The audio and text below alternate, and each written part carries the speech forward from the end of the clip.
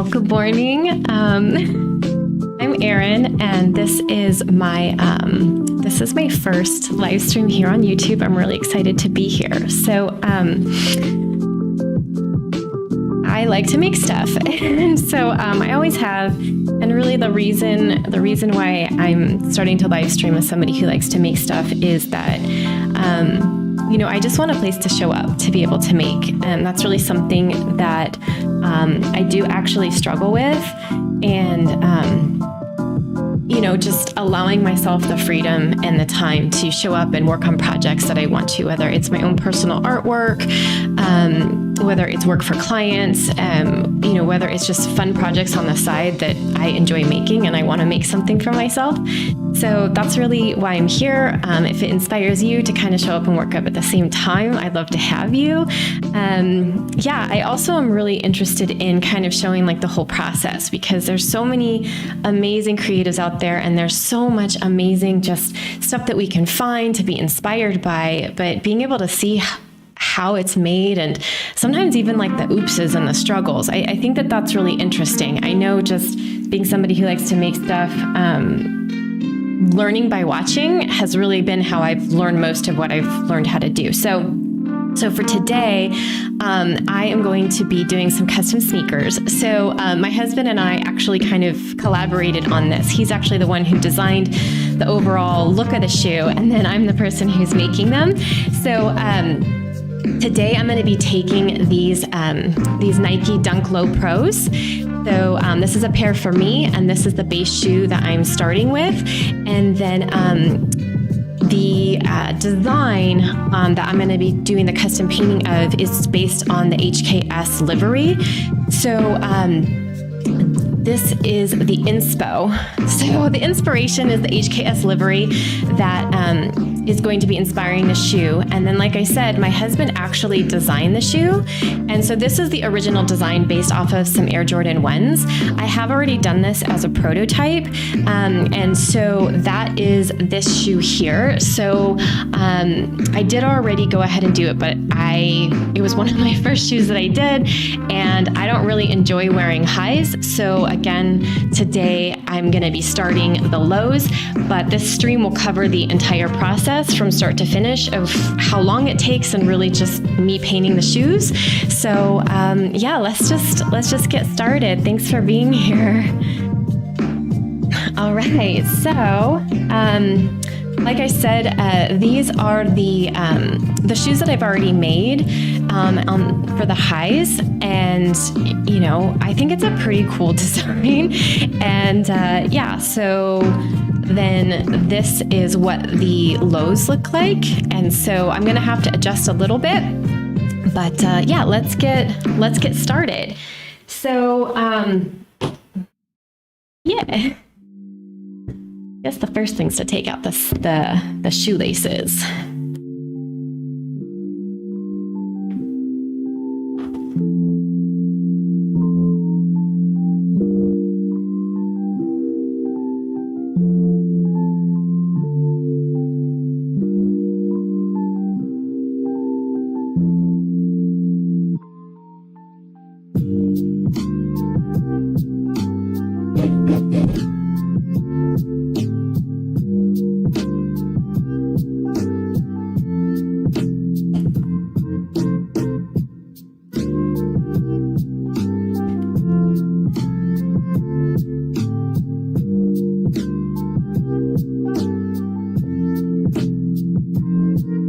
Shoelaces are always tight. Like, these are the low pros, and so they're more of like that skater shoe, which I love because they're really comfortable and they stay on your feet really well, and I think they look great, but shoelaces are always so thick. I don't know, shoelaces are like difficult for me. I'm never good at lacing them. They always look better in the stores laced up. I never can figure them out myself. All right. I got the shoelaces off.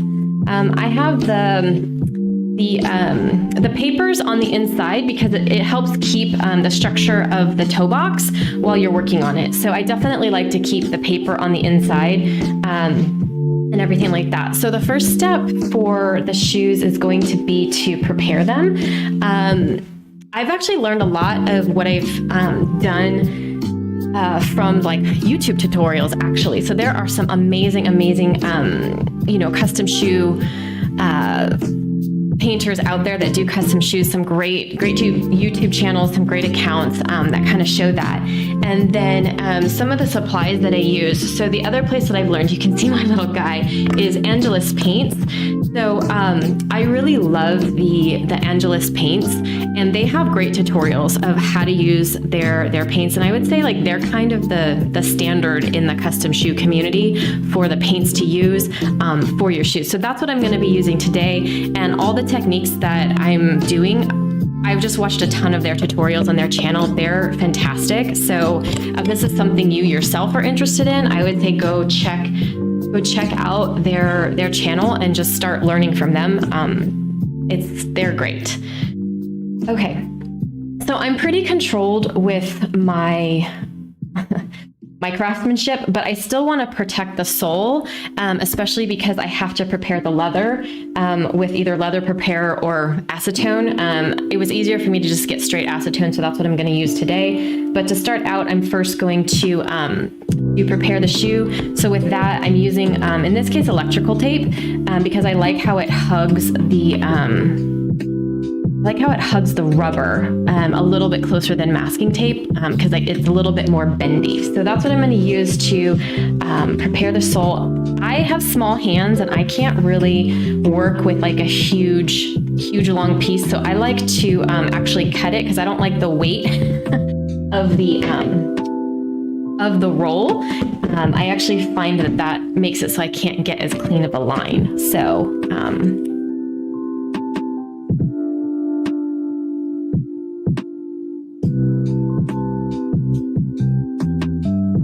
I find that the curve here is one of the harder parts to get straight. So I end up starting there because it's just a really difficult section.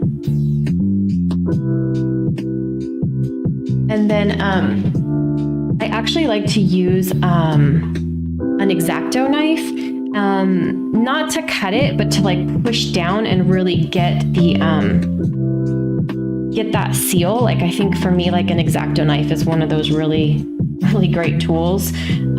So I just use the base of it to really kind of stick to make this seam right here that I'm working on just really clean. And this is just really good because, you're going to be painting and you don't really want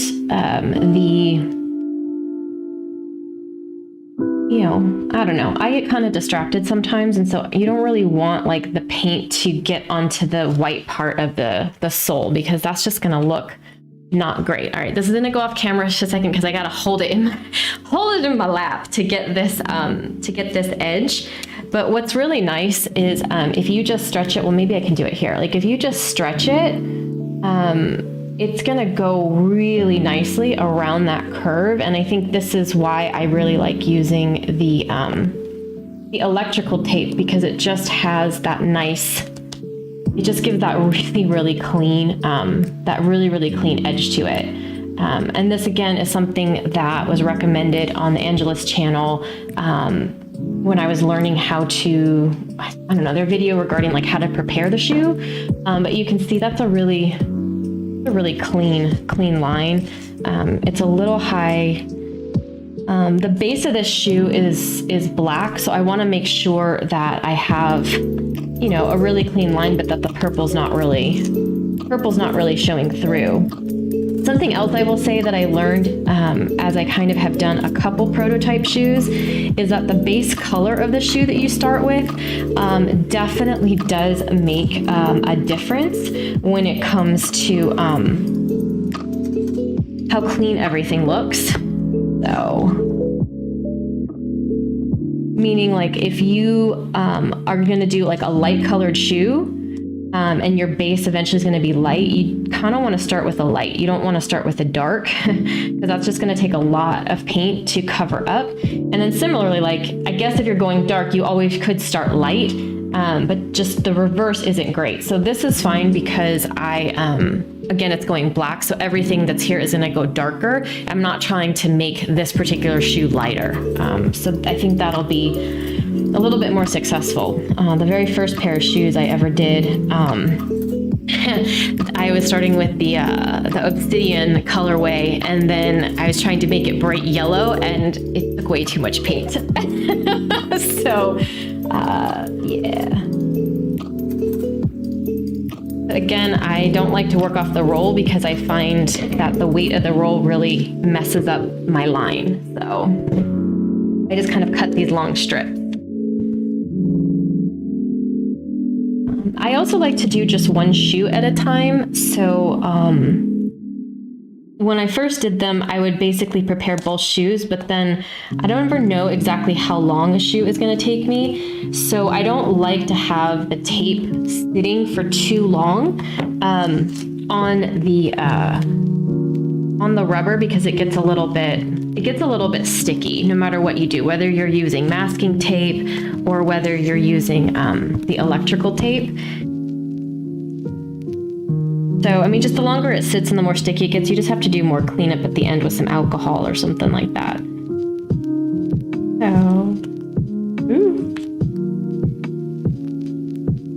So, sorry, my angle, if you can't always see everything, my apologies. I do not have the ability to do like a top down right now.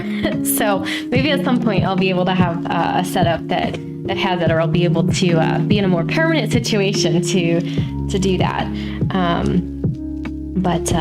Yeah.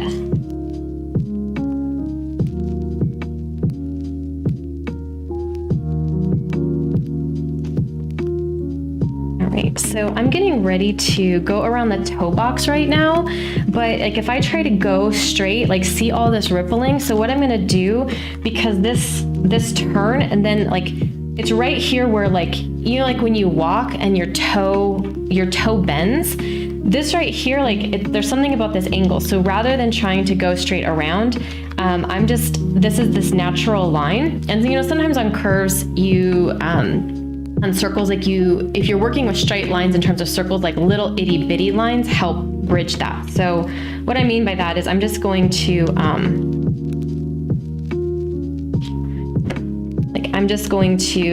let this tape be, and then I'm going to start a new piece, because otherwise, like this will not be clean.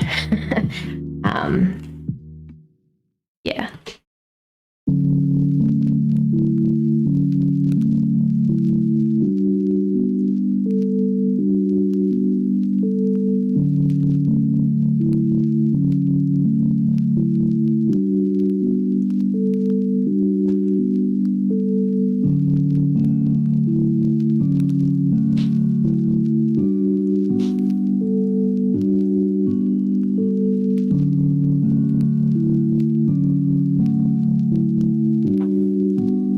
So now that that's clean, and you can see how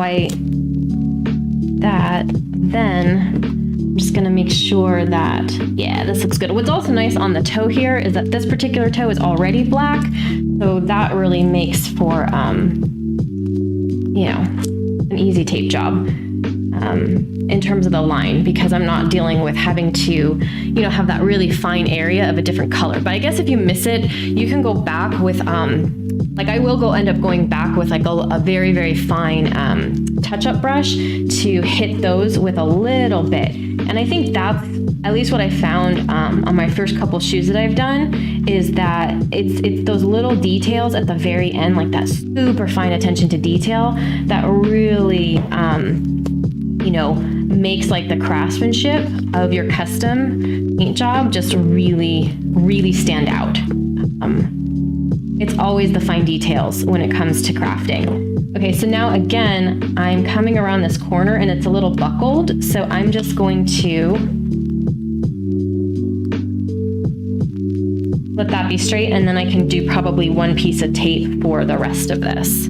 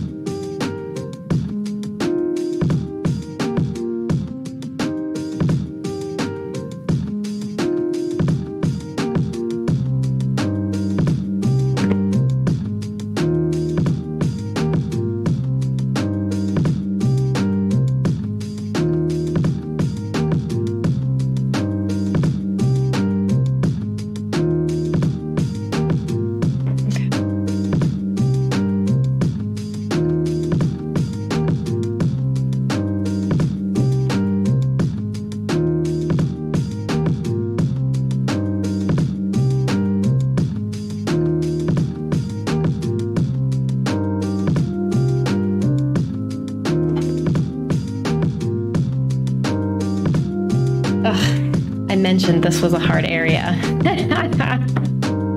That part always gets me.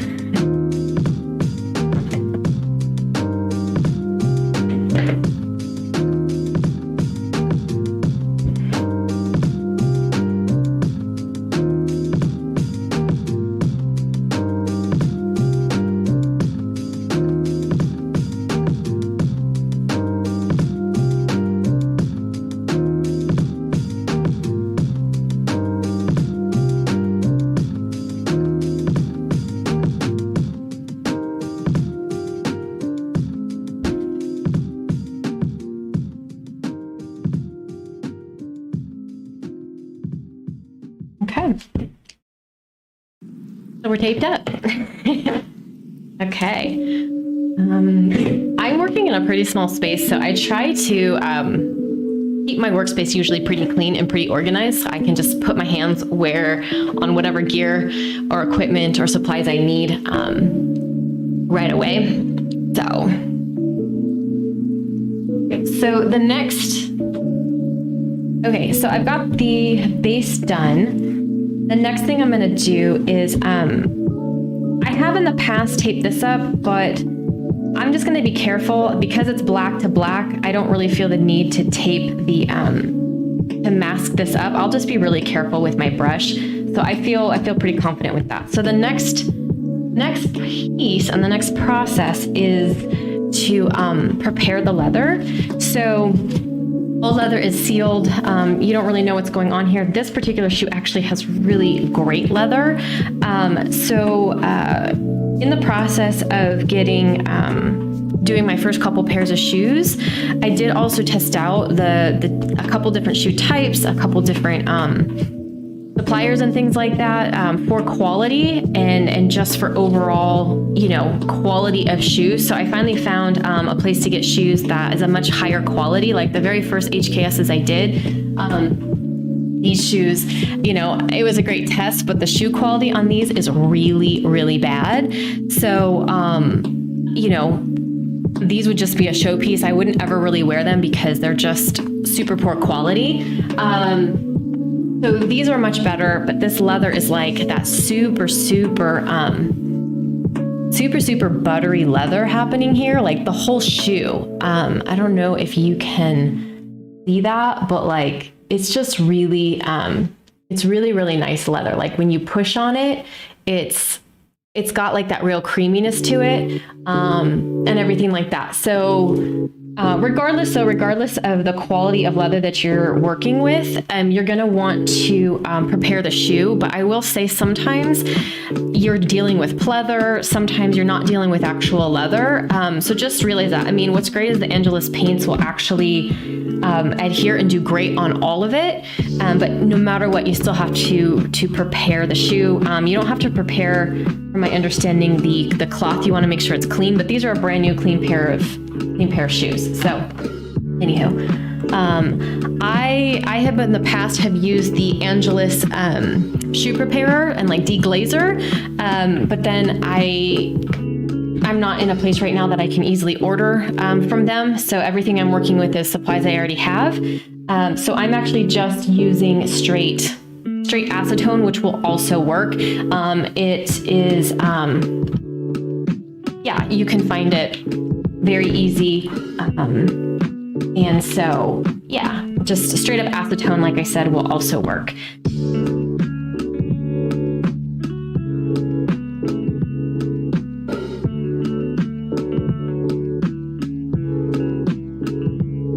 And you just never know exactly what you're gonna find during this process. So you just never know, like, if it's paint, if it's like what the quality of the dyed leather is. Like in this case, I can see that I have a decent amount of paint on here. So you want to do it until it's a little bit tacky. And in this case, like I definitely have paint coming off. So even though like the leather on this particular shoe is really quality, this is actually a decent amount of paint on here. So I'm going to have to work for a little bit to get this off. Take a little bit. Yeah, you just never know what you're going to find, which is totally totally normal.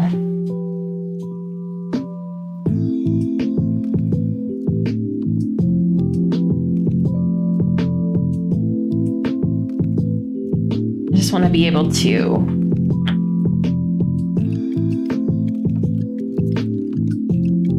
dip a little bit more, so make my life a little bit easier.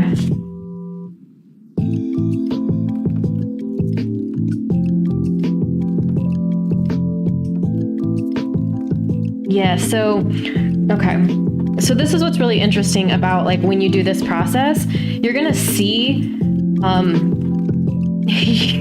you never know what's under basically. And I don't care if you're working with a vendor, I don't care if you're actually working with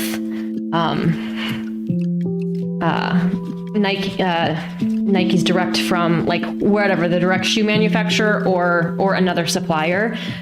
You just never know kind of what the actual color and how much paint is actually on here. So be aware of that.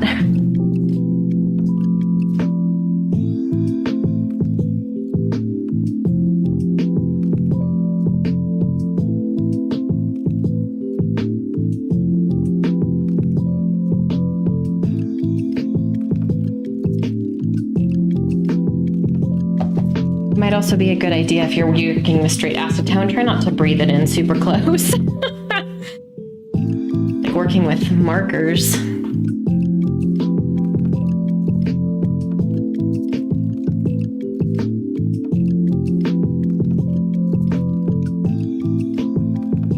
interesting, like this acetone is very cold.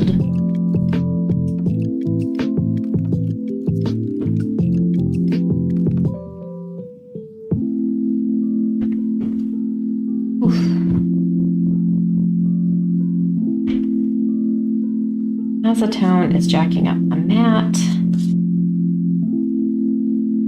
Yeah, this is another reason why to always like work on top of stuff.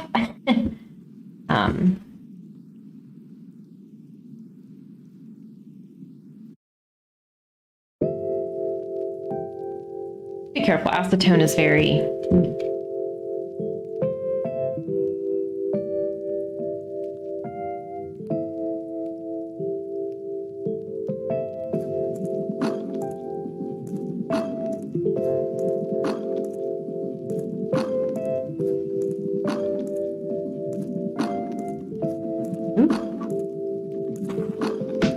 I should have known better. See, this is the live. You don't remember. I forget that acetone is really, really corrosive. So it's like jacking up with everything. So set that aside.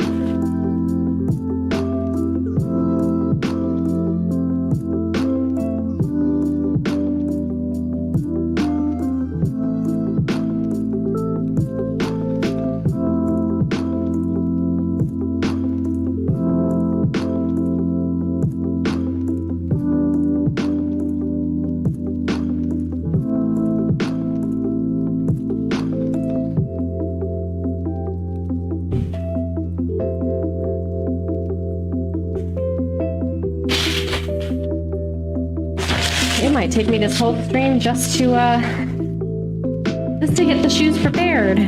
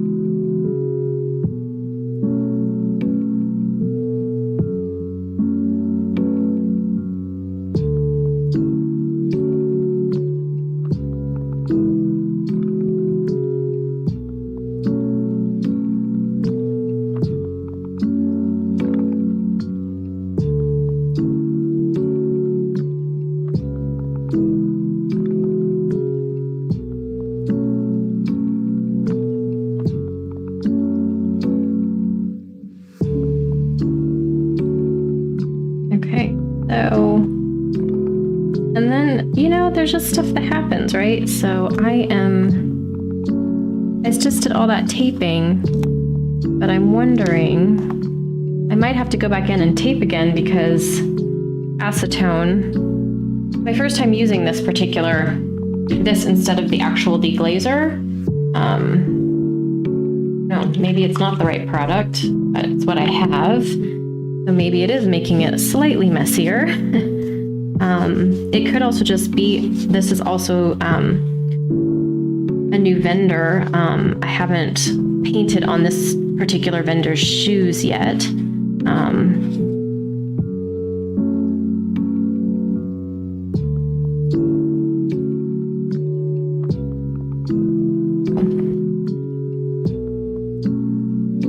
I think just a lot comes off, but really I just want it tacky. Like, I just need the paint tacky so that way stuff sticks. So.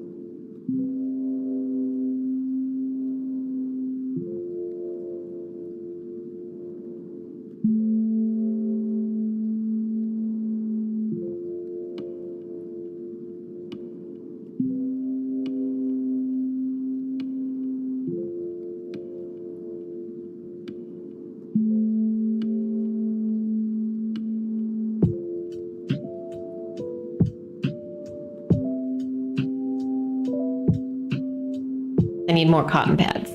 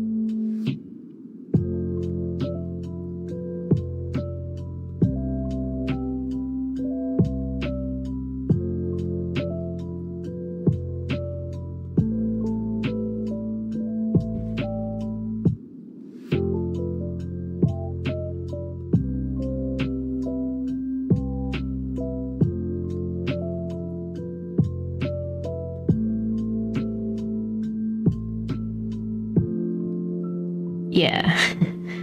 So yeah, these guys have a lot of paint on them. So it's actually going to be a lot to strip these shoes down, these sneakers down, and to be able to prepare the surface, I think, to paint and do the custom design. But I think this is good because, you know, like you kind of get to see what the material's doing, and it's not always flower and roses. Like, you know, like you have a project in mind, it's something you want to do, you can't get your hands on the real thing, you know, because you can't find your size, you can't find the style that you want for the design that you have. You know, so there's other options out there, but then you also don't know what you're going to get. But maybe too, like maybe you do have a pair of shoes that, you know, like I said, are, you know, from the factory or direct from the brand that you want to design, and maybe it's a pair of shoes you have in your closet. You just never know. Like, if you're not making the thing from the raw materials, you just never know. You never know what you're going to find. You know, I think anybody who, for example, knows Nike, you know that like the quality of leathers is different based on the shoe, right? Like if it's a really popular shoe that sells really well, you know it's like crappy leather, it might be pleather, who knows? Maybe it's like a color that's one color on top because they've also painted it and it's a different color underneath. Like, you just don't know, you know, what you're gonna find. I guess it's like working on an old house or something, you know, like you start ripping up the floor and, oh crap, there's hardwood under here. I guess it's the same.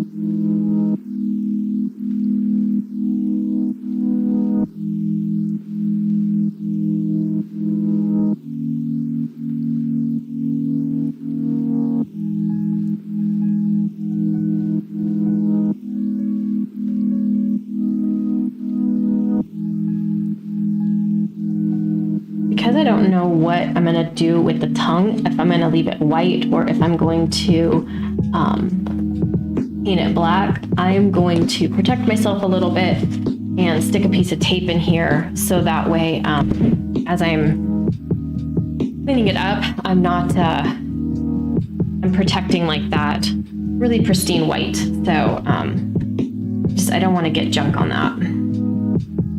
I mean, yeah, it'll be covered up by shoelaces, but again, like for me, you know, it's just the quality, right? Like, yes, these are for me.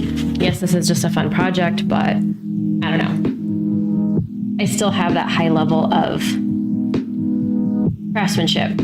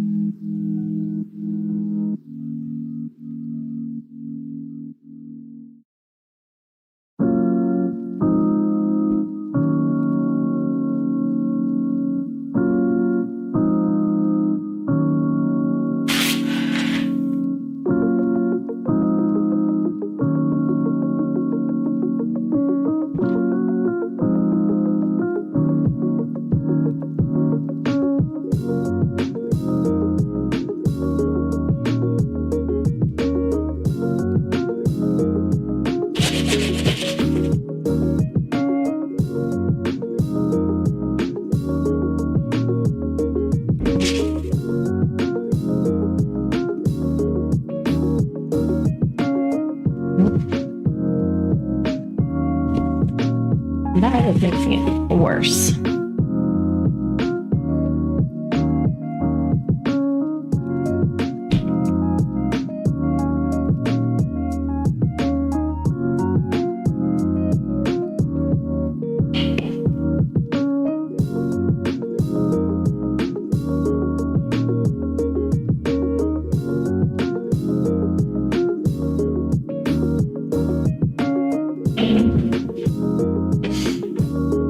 to get some more airflow because the acetone is quite strong.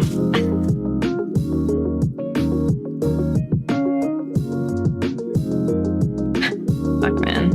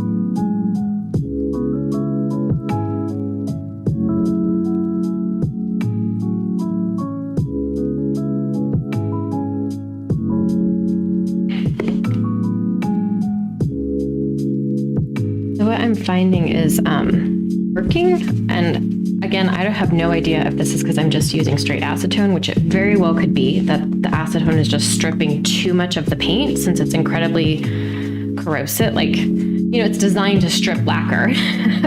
And so I don't know if it's because I'm using straight acetone versus like the Angelus deglazer, because maybe the deglazer is just like a portion acetone, and so it doesn't strip everything, which maybe that's the case. That could be a guess. I don't know. The other thing could just be that I haven't worked with this particular vendor, and there's just a lot more paint. Like, the quality of leather is good, but you know, at least it feels good, but maybe there's just a lot more paint on it than expected. So whatever it is, what I'm finding is working is just really loading up the cotton pad with a decent amount to really try to strip the paint. And then once I see kind of it dissipating, go back over with like another really wet cotton ball to try to pick up all of those bits, right? Because those bits, I don't want, like all these like little paint bits, I don't want that on the shoe because that will show up. So it's going to be a decent amount to get all this off. I'm probably going to have to get a toothpick or use my X-Acto knife and clean out these all the crevices and stuff like that. But I will do that after I feel like I'm not, after I feel like I've gotten a lot of the paint up. So, I mean, the last thing I kind of want to do is do a bunch of detail work just to cotton swab over it and have a bunch more paint show up. So.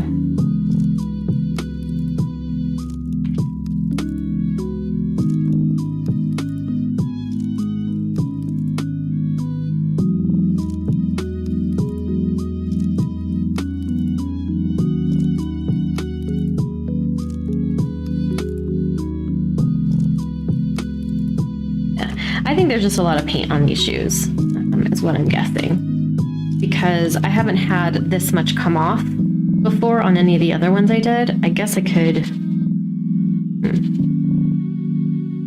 well,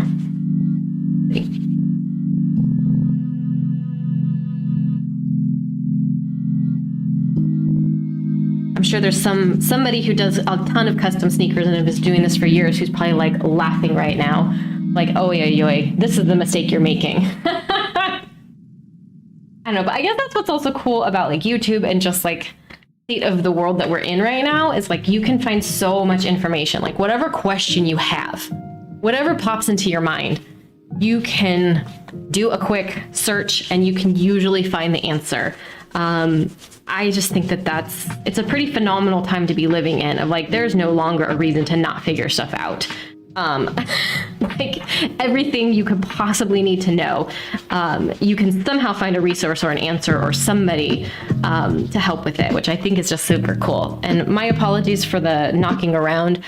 I'm using my laptop camera to do this, and it's on my table, and I have a very small table right now. I have a small foldable table that I am working on.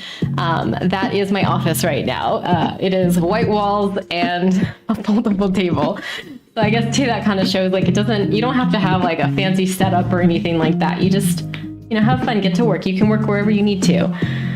When I was a kid, man, I love just making stuff. My dad is a really handy person, and so much of what I learned just from watching him and like being his helper and handing him a screwdriver when he needed a screwdriver, or hold this and then hand me the wrench when I ask for it, and then hold this pipe while I do this. And so there's just I just have those memories of like how I learned. And then on top of that, like I remember I used to just like save and collect all like the leftover materials, right? So like maybe if he was doing like a basic electrical project, I would hold on to like all the clipped wires, or maybe we were doing a woodworking project and I would like hold on to all those like scrap corner pieces of wood that we had cut off or jigsawed out or whatever it was. And I would like put them all into like a little pile, and then I would I eventually would just make stuff out of it. I just would sit down and play and just make stuff. So speaking of like just make wherever you are, when did I let go of that? When did I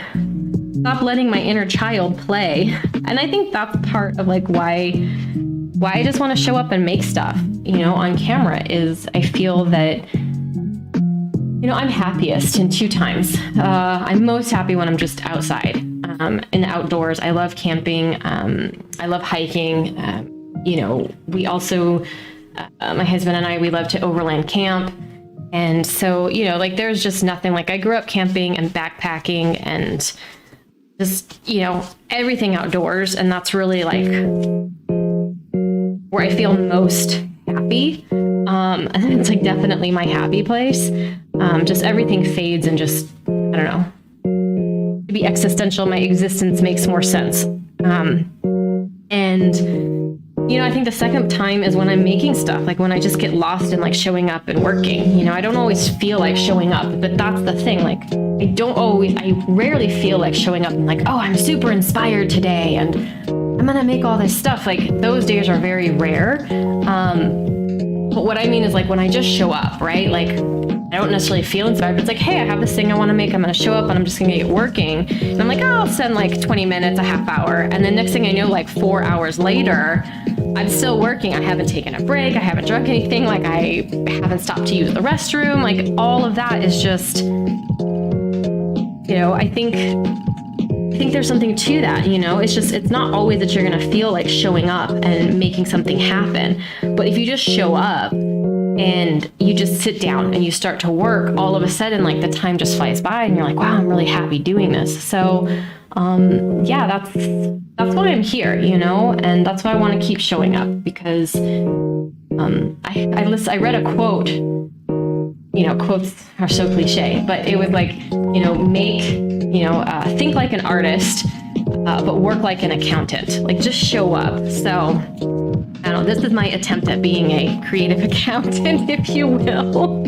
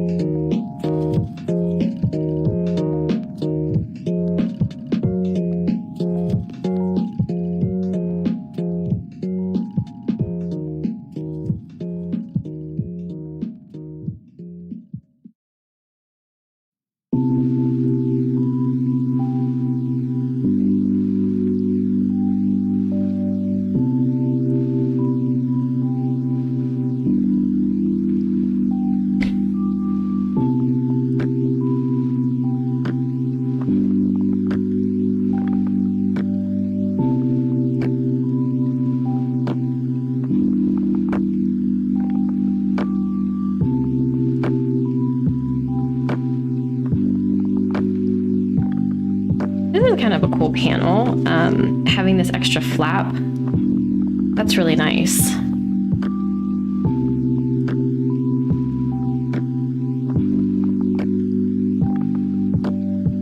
Yeah, it's definitely, as I do this more, I think it's probably a combo of like the acetone is much stronger, but also there just is a lot of paint on these shoes. There's a lot of paint. I remember one of the first pair of like super low quality shoes I was working on, what that was like an obsidian colorway. And I remember I started to prep the shoes, and on like the navy blue, I was like, all the paint came off, and then it was like black underneath. And I thought, okay, well, this is definitely, what you see and what's actually there is not there. Well, my husband was telling me he came across the YouTube channel of a leather maker who he's a leather worker. I gotta find the channel. I gotta go watch it. But he was telling me about it last night, and it just made me think of this. That he goes through and like takes shoes and he like cuts them in half to show like what is the quality of the leather. And what was my husband was sharing with me is that it's like most shoes that we get are not actual leather. Like the materials are not great. And so, I think that that's just interesting. And I think this kind of goes to, things always can look one way on the surface, but like when you kind of start to peel it back, when you start to work on something, you kind of learn a little bit more. And I think when it comes to crafting, like understanding your material, what it's capable of doing, what it's not capable of doing, and really what you're working with, like, it can make a big difference on like the final execution of something. Yeah, like this is definitely like a gray, so it's just there was a lot of paint on this. So, I mean, I don't have to remove all the paint. I just need it to be tacky, but I have to keep going until I get all the little pieces off, right? So, this definitely looks like the colorway that like is the Laker colors, and then as you wear it, it's supposed to rub, like the purple becomes red, and then the yellow, I forget what's under maybe the yellow becomes purple, whatever it is. Like this is what's starting to remind me of that with like how it's looking very worn. Looking very worn here. I did not think I would go through a stack of cotton pads this big, but yeah.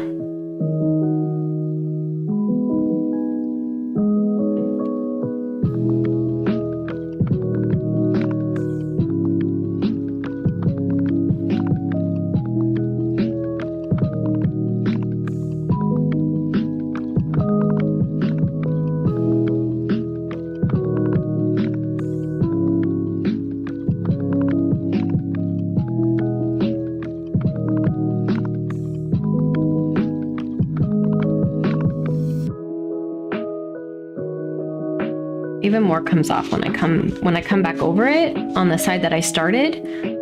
Yeah, there's just a lot of paint on these guys. That's all there is.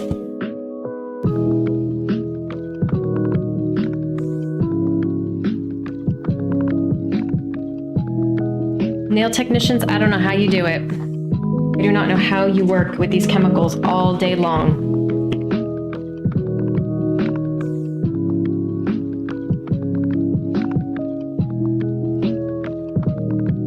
So I'm going to do a little bit of cleanup because now that I understand what's happening better, I feel like I can control the paint a little bit more. And all of this is, it's getting on the shoe and it's creating more work for myself. So, yeah.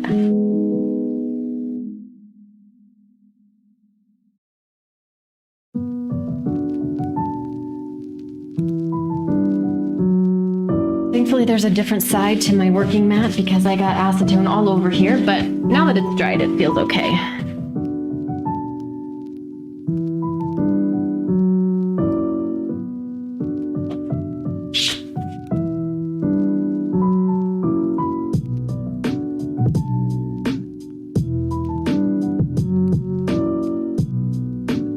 I'll be right back. I gotta go get some more cotton balls.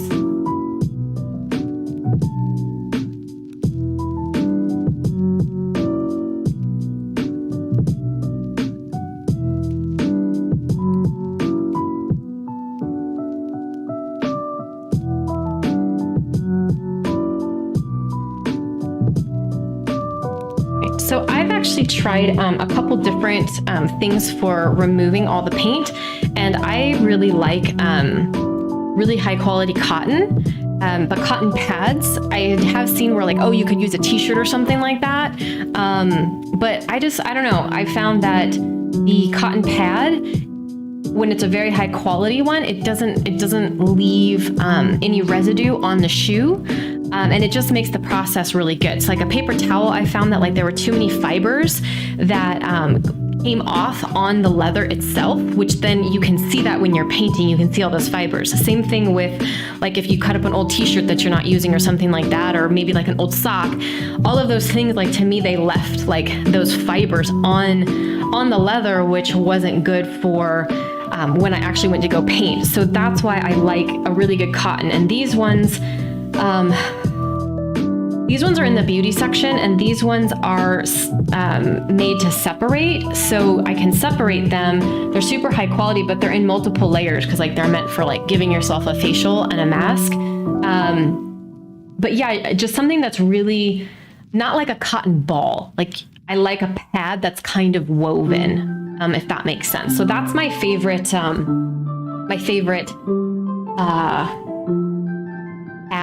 favorite material to use in conjunction with whatever I'm deglazing with,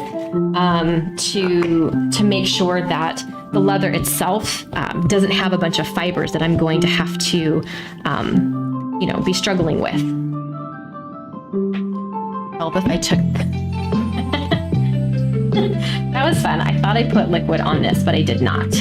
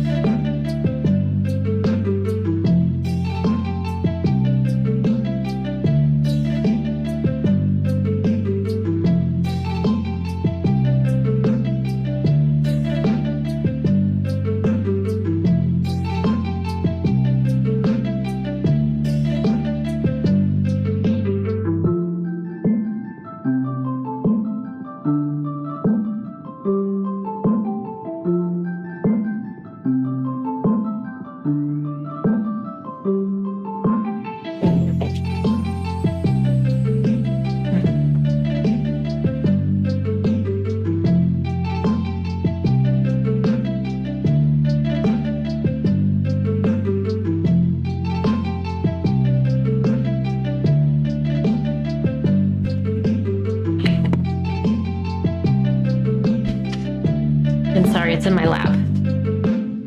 just easier sometimes to hold something in my lap as I work on it.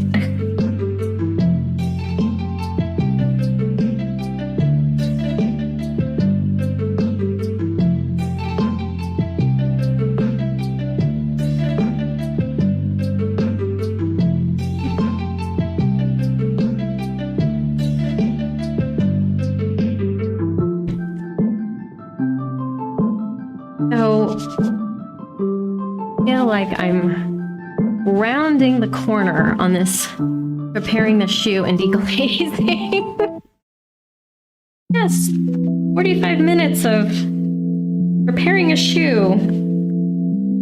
Hey, nobody said making cool sticks was easy.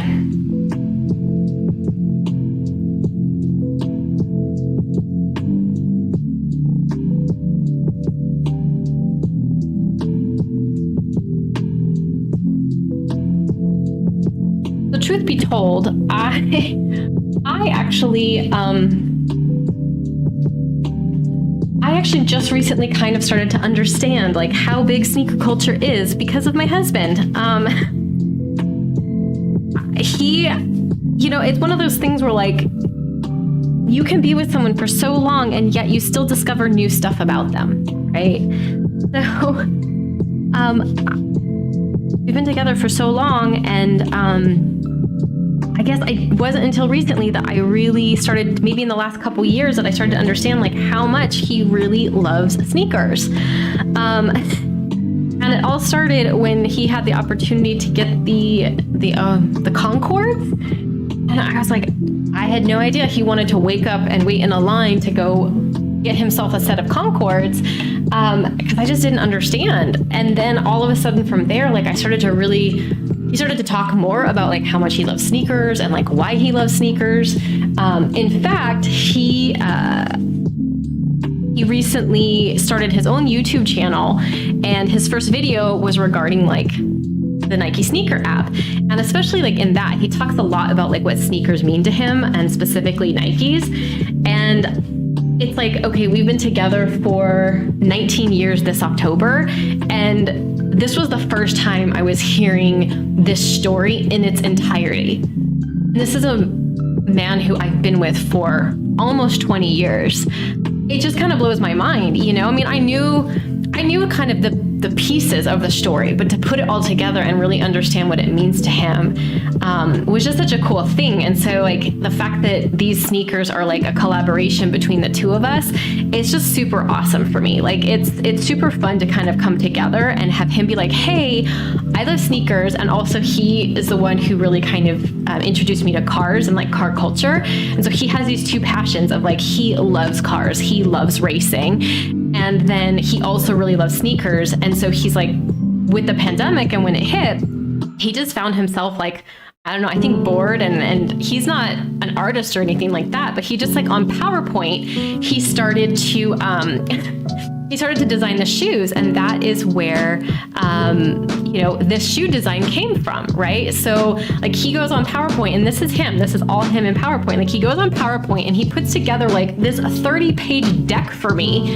with like all these car liveries and their inspiration, and then with like, I don't know, like multiple shoe designs on all these car liveries. And he's like, hey, here's all these videos on like how to custom paint sneakers. Like, do you think you could do this? Like, do you think you could like help me paint a pair? And I was like, yeah, that'd be awesome. Like, I would love to get back to like physically making something with my hands, because I've been doing photography for the last 5 or 6 years and running a photography business and a portrait studio and kind of struggling in my own process of making artwork. But it's all been digital. And, when it comes to photography, like I really enjoy taking the photo and like figuring out the scene and figuring out what I need to know to be able to like create the photo I want. And then of course you have like the post-processing. And so like there's a lot of different creation pieces, but like the physical, tactile, like physically making something, I was like, oof, this sounds great, because for me as an artist, like my background has always been in 3-dimensional stuff. So in college, I studied ceramics and metals. So I worked 3-dimensionally, and I worked with a lot of materials. And so yeah, it's been a really cool project to work on with these. But I think it also just kind of goes to show, like, you can know somebody for a really long time and then you still learn new things. And I just think that's so amazing. I think that's just such a cool thing about us as humans. You know, we kind of keep developing and we keep growing, and we just don't stay stagnant. You know, we constantly change. And I think that's something that I've really been thinking about with like the whole pandemic, of like how amazing we are as a species to evolve and to be able to constantly change. Like, I don't think we like change. You know, I think most of us are scared of change. I mean, I know I am scared of change. Change is hard, but change is something that, I mean, this video. Hey, Austin. Forget what I was saying when that came through.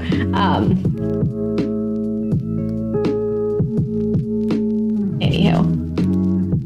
But yeah, I just think like our ability to change is so cool. And it's just been really cool to see my husband. Oh, you mean this video? Maybe he sent a link.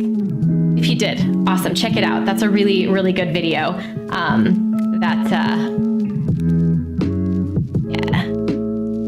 I don't want to learn more there.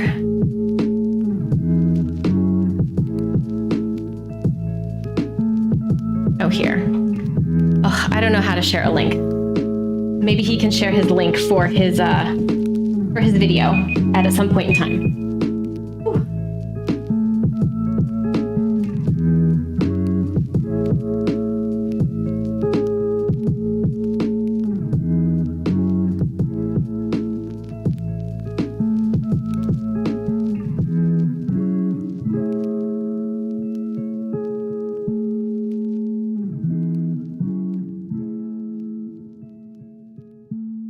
Okay.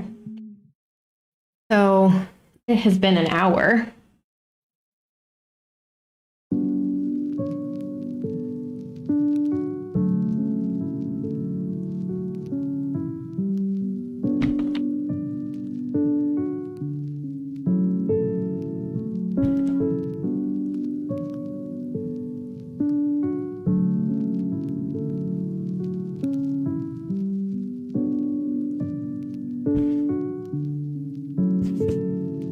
I think like the more paint that comes off of these, the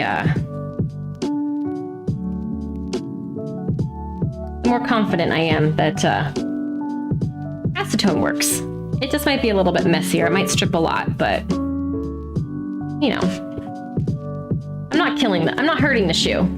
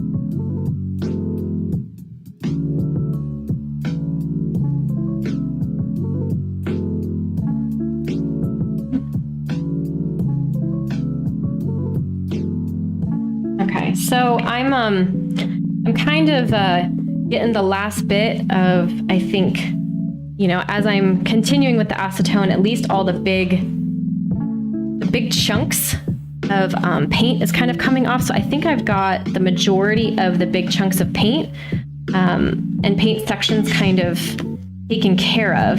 Having said that, I'd like enough to take a break here soon because acetone smell, I kind of just need to get away from that smell for a second.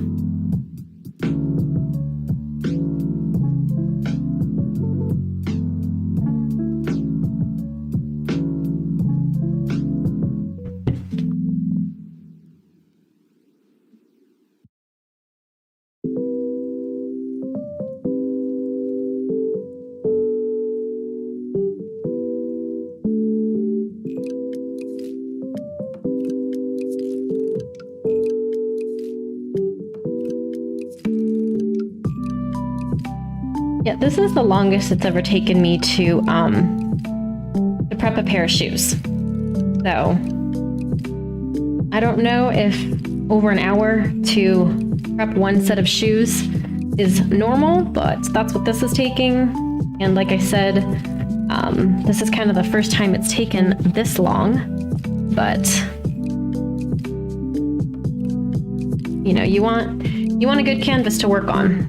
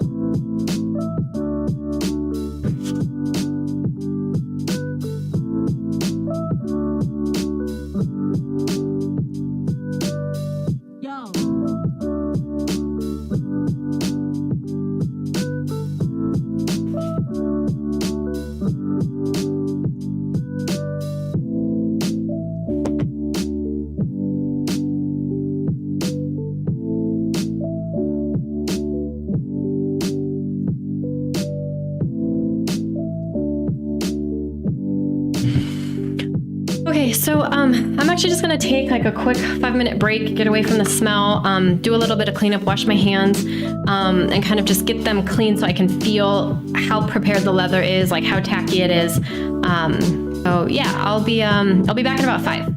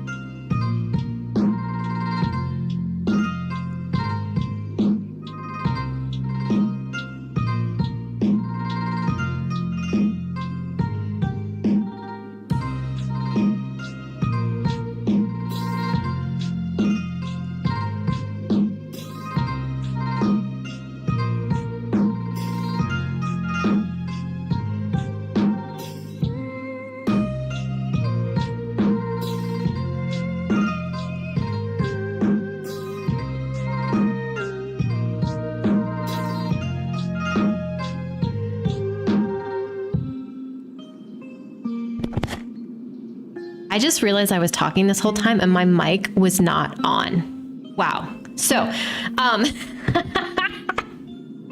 gotta love it. It turned it off for a second. So, yeah, so I will just just say what I was talking about. So the leather is feeling pretty good. I'm going to probably do 1 or 2 more passes on it, but it feels pretty prepared. It feels just like a little bit tacky. And then I am just going to clean up this extra paint so I have a really clean line. And what I was saying is that I'm using the blunt edge of the X-Acto. I'm not using the sharp edge, so I'm not cutting the leather. I'm just using that blunt edge of the X-Acto to kind of give me a little bit more precision. And then I also added the link in the chat of my husband's video of him just talking about his love of sneakers. So if you wanted to check out his story, then you can watch it there.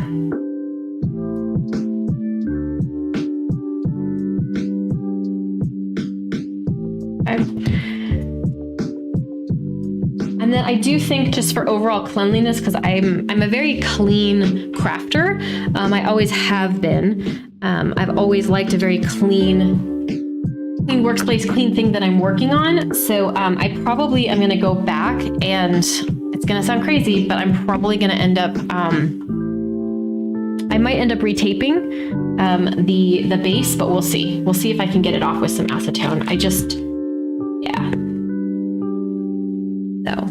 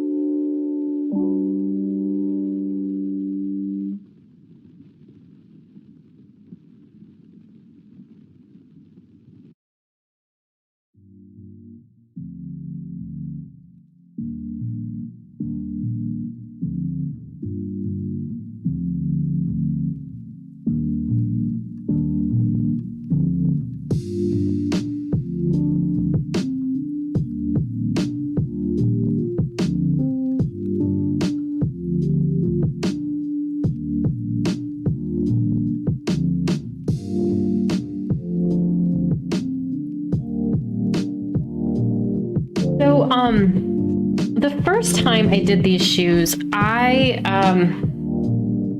didn't have a stencil. And so this time I'm actually going to be using a stencil. So I'll be showing that as well from how I print the stencils and what I'm using to do that to actually printing and then like placing them and everything. But I will also kind of show what I did before in case maybe you want to do a pair of sneakers yourself and you don't have stencils. And so, there's always different ways to do things. I think sometimes it's a matter of what's going to save time. So often when we end up investing or using equipment, many times it's just to make the job easier, right? Anytime you craft, anytime you build something, anytime you make something, tools matter. But there's many tools that can do the job, but some tools do it faster than others. Some just require, maybe more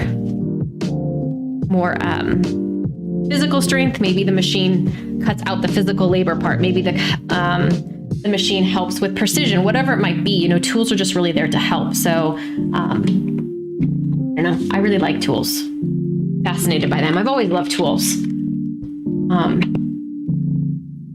My husband and I always make a joke because, I love home improvement stores. I love them. I love wandering them. Like, to me, it's just like so happy to go wander home improvement store. Like, I don't know. It's a happy place. I don't know. I just think tools of all kinds are so cool.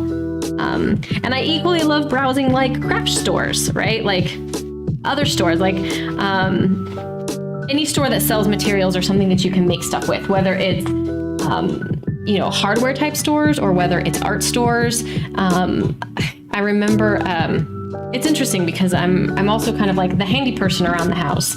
And we lived in Barcelona for 2 years. And one of the things I would do when we first moved there is I would just go out for a stroll and walk around to see like what is available in the neighborhood, because I didn't know where to get stuff. Like stores are different in different countries. So, from America, and in America, it's like, okay, you need to do some stuff around your house. At least living in a big city or a more like urban area, it's like, all right, you go to one of the big home improvement stores. That's where you go. And yeah, you might have like a local lumber place or something like that.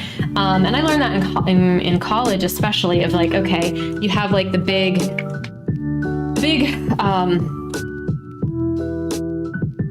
hardware stores, but then, you have all of the places that supply to companies or people that do stuff in volume, right? So like when I was in school and we had to get lumber to build stuff, rather than going to like your local Home Depot or Lowe's, we would go to like a lumber yard. It was a better price, and you could get more volume and you could get more specialty, and they would work with you. So when we moved to Spain, something I would do is I would just go walk around and I would just look at like all the stores, and I would constantly be walking into like tile shops and concrete shops and flooring shops, and they always be like, "Oh, can I help you?" I'm like, "No, I'm just looking. I just want to see like what you have to offer," because you never know, like if you come up with an idea or a project that you want to work on and you're like, "Oh, I want to make this thing." Well, where's the tool or where's the material that I need in order to make that happen? So I don't know. That's just a habit of mine. I really love tools. I love any kind of shop, any type of store that has supplies for making stuff. No matter what kind of stuff you're making. I like browsing. I'm not into browsing for clothes. I like to browse for raw materials. That's much more relaxing to me to window shop for raw materials than to go window shop for retail.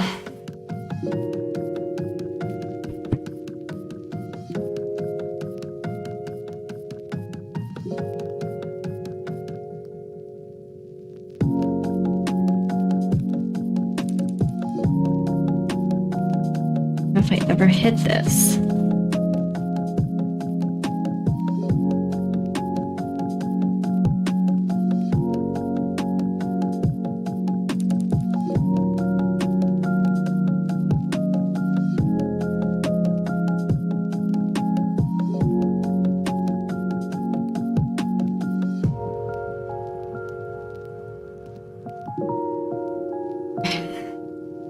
I'm just going to cover this up real quick so it doesn't smell.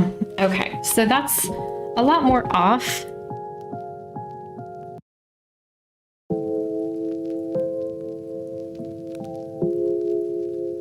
I'm gonna take this off because I don't know. I think, like I said, I'm gonna end up retaping this.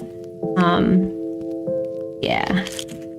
Because the reason why is I don't know, like, if the acetone went through. It doesn't look like it did. So it does look like, and this again is just like, working with replicas, like you don't really know what you're going to be coming across. So, I wanted to see if the acetone leaked through the, or damaged, or kind of was like making it gooey onto the rubber sole.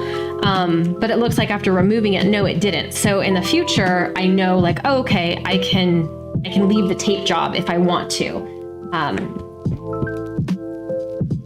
Yeah, but I think this is like good, like you never know if you're working with replicas what you're getting, right? And so you just have to do some testing, and you kind of have to go in being like, okay, I can figure this out. I can solve this. I can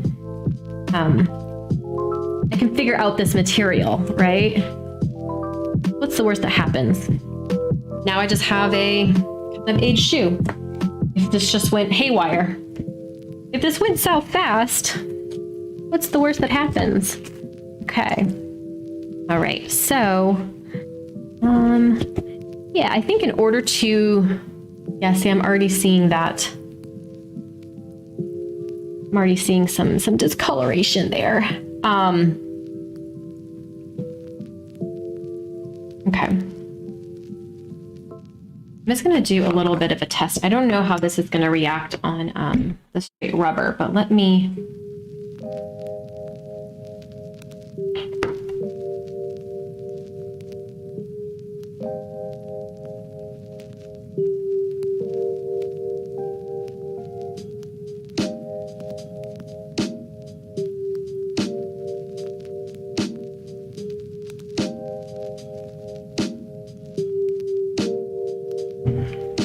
Yeah, I feel pretty good about this. I feel like the shoe's pretty prepped. It's pretty good to go. I definitely have some paint in the holes here. So I do want to get, this is kind of tedious, right? So I don't know if you can see that, but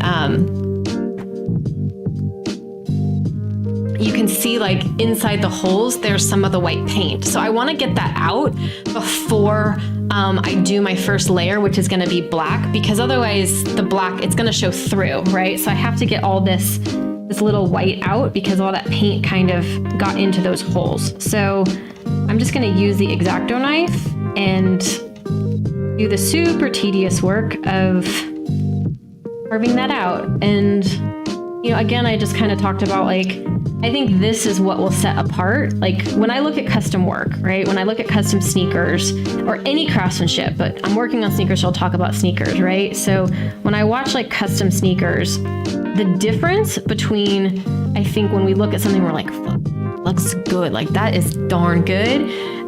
It's these little details. It's taking the time to, you know, yeah, I'm going to have these on my feet and you're not going to be able to see this, but if somebody picks it up, if somebody looks close, this kind of stuff matters, right? Like it's the little craftsmanship that really, I think,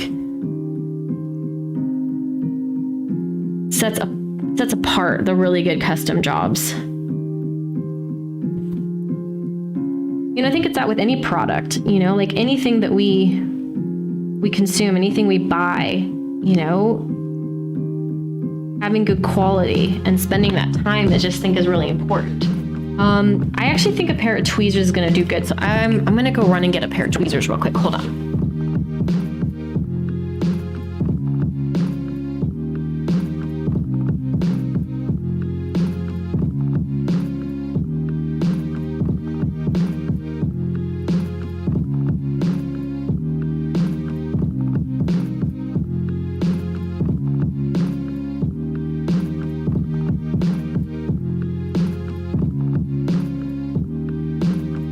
Okay, I got myself a pair of tweezers because X-Acto just is not happening. Yeah, this is much better. So I can just go in and pull this out. It just feels a little vinyl-y. Is that a word? Is vinyl-y a word?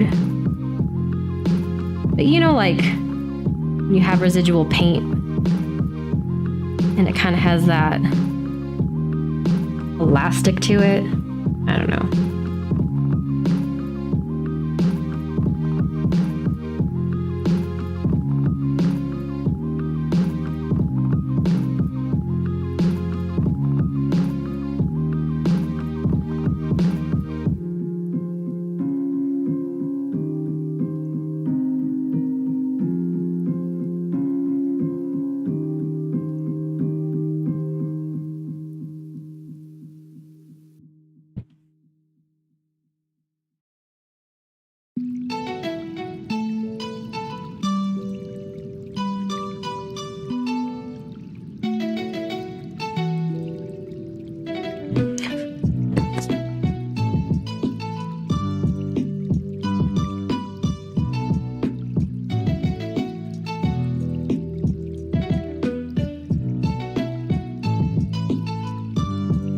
Okay. Ooh.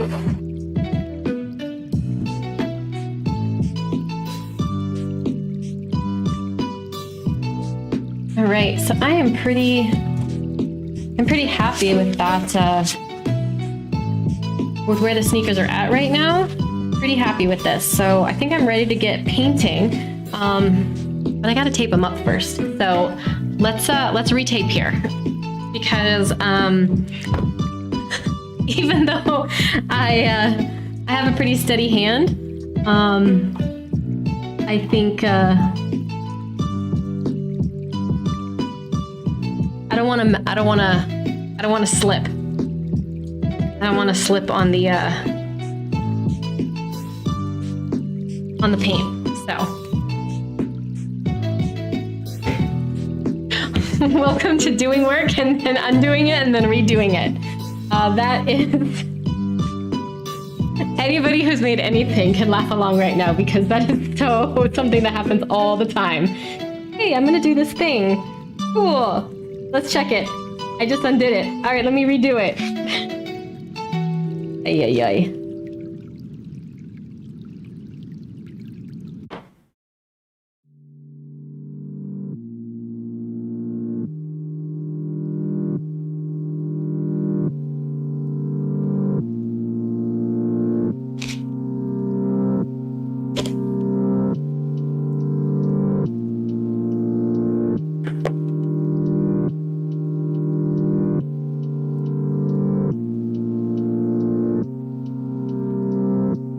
Okay, that is a really clean line.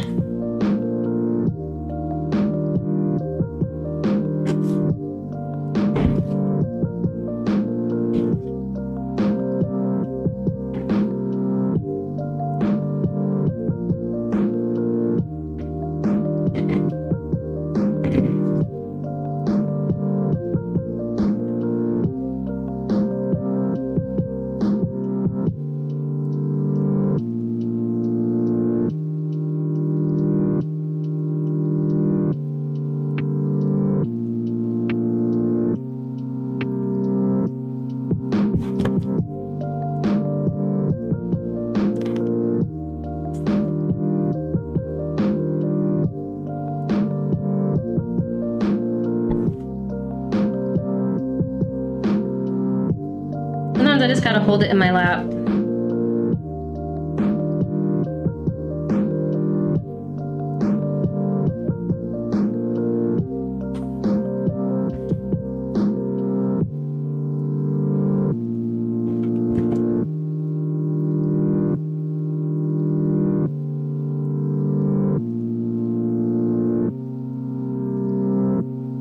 Well, if today I've gotten the shoe prepped and I've gotten my black layer on, so tomorrow I can start stencils, it's a good day. It's already going faster than the first time I did these. I did the first set of the HKSs on the highs. But I think the first set of HKSs, they took me, okay, so I think I spent a good, I calculated it out. I spent about, I want to say about 30 hours a shoe, because I wasn't using a stencil, because I was using a single stencil that I used an airbrush to give the first coat, and then I had to go in by hand and paint every single one of the design. So all of that was done by hand, where this time I'm going to use a stencil, so it's going to go much faster. So hopefully these will not be a 60-hour pair of shoes. That was a lot. I felt like it was like the shoe that was never going to end, the shoe that was never going to get completed.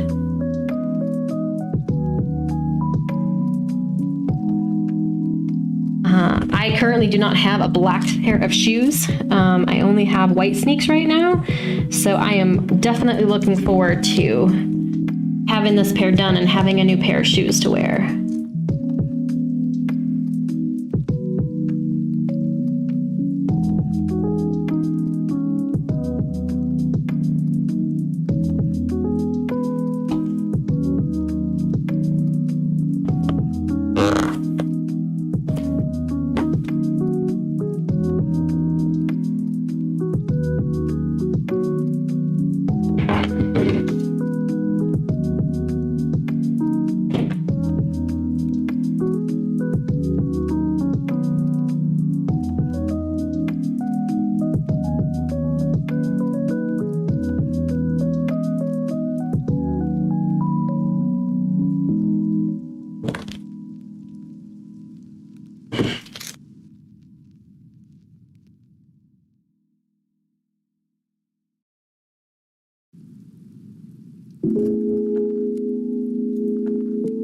Oh, it's just short. Oh man, that tape is just short. Ugh.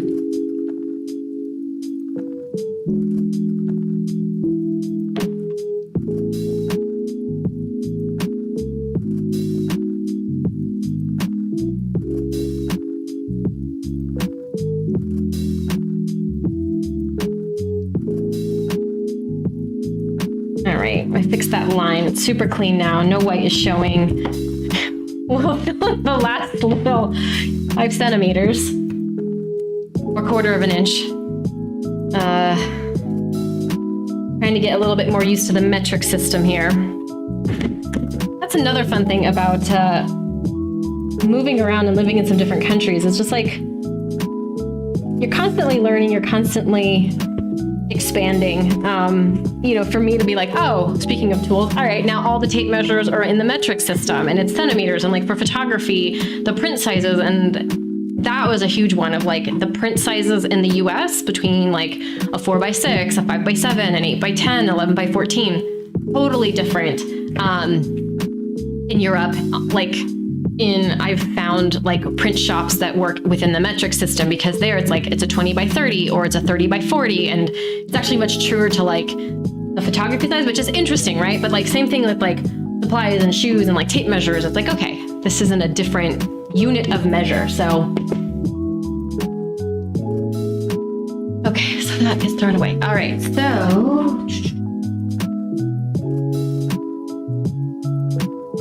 okay. The shoes are ready to go. They are prepped. I am now, I kind of jacked up my my bowl here. So with the acetone, because I kind of forgot acetone's properties when it comes to plastic. So I just won't be using these two, and I will use these guys. So I'm gonna get set up to get my first layer of paint onto these shoes.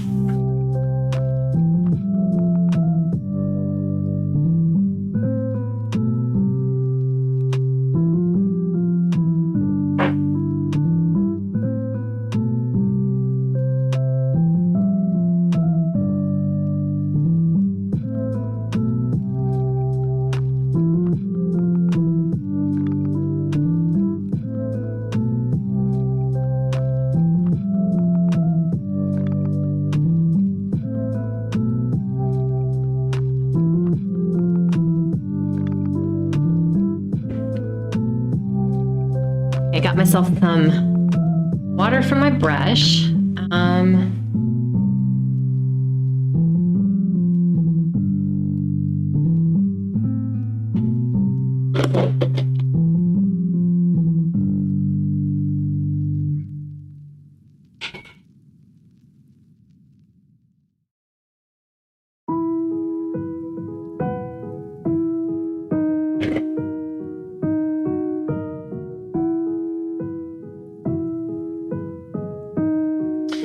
Okay, so I'm right-handed, but like all my computer gear is on the right-hand side. So I think I'm gonna have to kind of keep the supplies up here.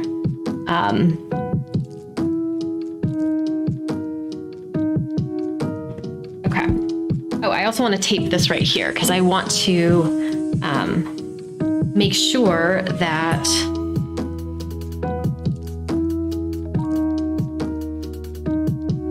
I maintain the integrity of the tongue without getting paint on it. Because like I said, I'm not sure exactly if I'm going to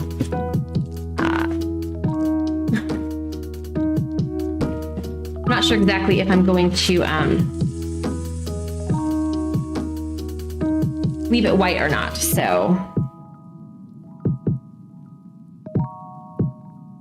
I mentioned leaving this in, I guess. I don't know why I just did that, but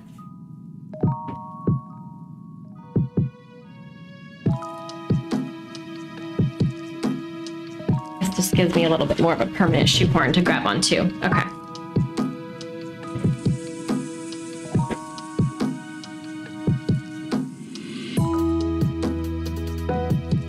That's going to be precarious as I move the shoe around. If I keep hitting the paint bucket, that's not good.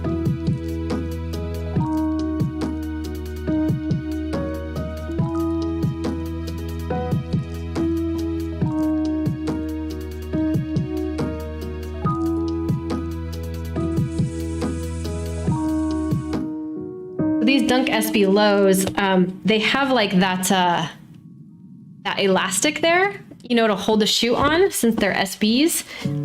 So it definitely makes folding the tape around the base of the tongue a little bit more of a challenge, but okay. All right. Okay.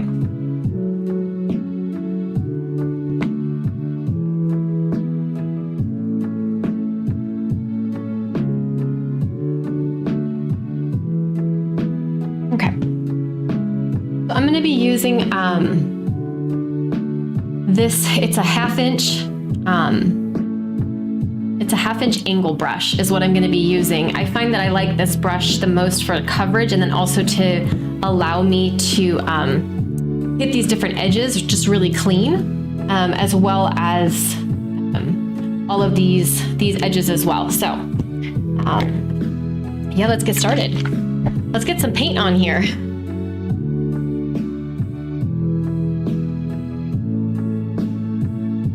I'm gonna have to go here. And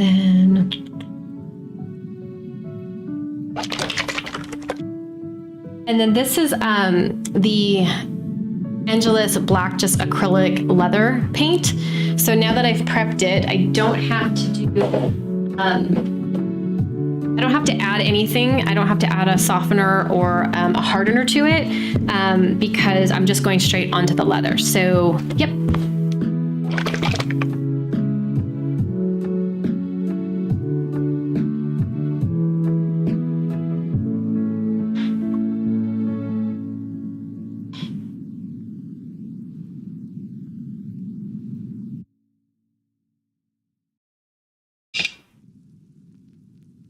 And again, I like to keep things really clean. So after I pour, I do like to keep everything as clean as possible.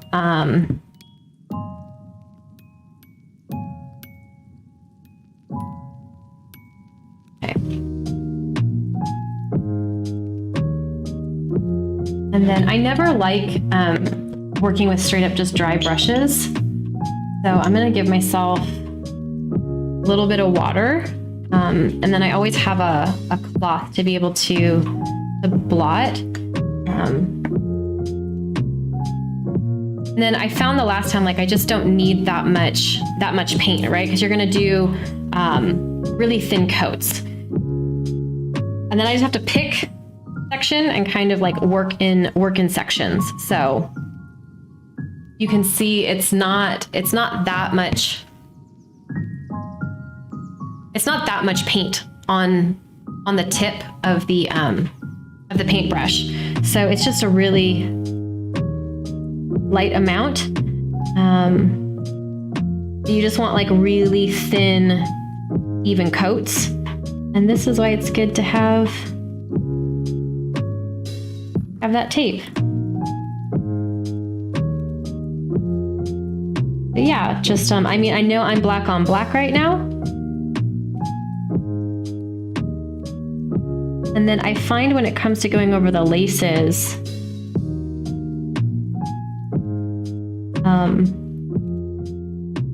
if I'm going to be spreading paint, then I tend to start on the laces. I also, as I go, I like to use a really sharp pair of scissors, because if I can pull up any stitching that kind of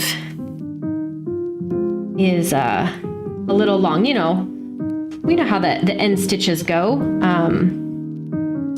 Like those little stitch frays, I try to clip those off, just because then what I find when you're custom painting is then, because you're painting over the stitches, right? Like I'm not unstitching and re-sewing everything. So I want to, I don't want a bunch of paint build up to be on those, because then it gives like that hard, like when you burn the end of like a vinyl rope or something and it has like that hardness. That's what's going to happen with all those little bits if you just leave them and keep painting over them. So, all right.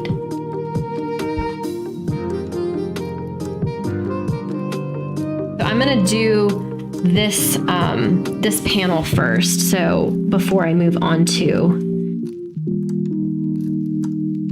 anything else. And then I have found that focusing on the edges from the beginning is a really good kind of, it works well for me. You spend some energy and kind of put paint into the grooves, because I find that that's where it's likely to build up the most. So if I start there, it's not going to get too built up, because it allows me to take the paint and then move it from there. It just is a little bit cleaner.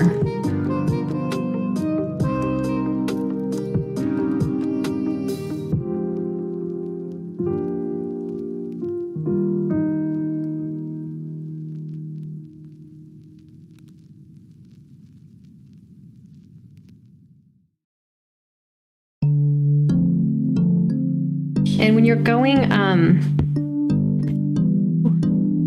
that's fun on the mic.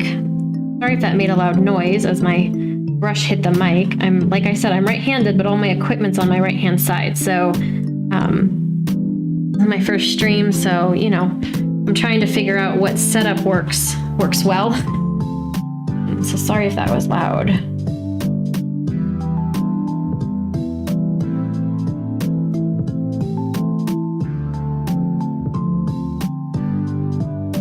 Yeah, so what I found is just like, you got to keep it really thin. All the tutorials will be like, oh, put it on really thin. They're not lying. It's gotta be super thin. And what's hard is like when you're on the same color, it's hard to tell. So I would say err on the side of do less. And then you always can do like, yes, it's inconvenient, but doing like an additional coat that's really light is better than, I think,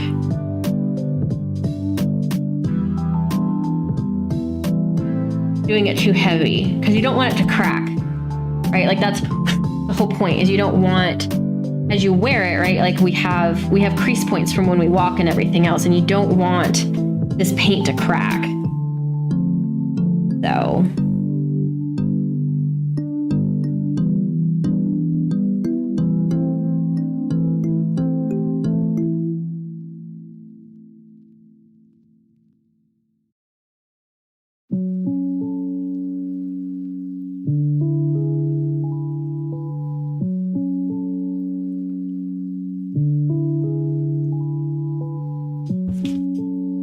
So now I'm going to finish up I'm going to move on to the toe box right now.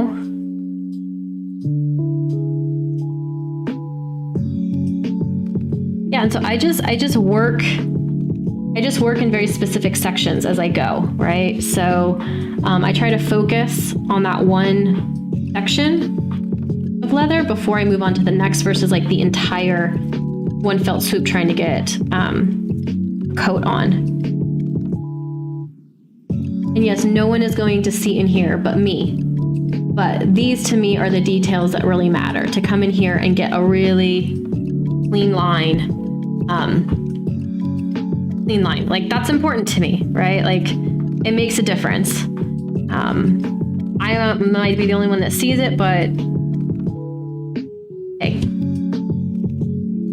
To me, that it makes a big difference.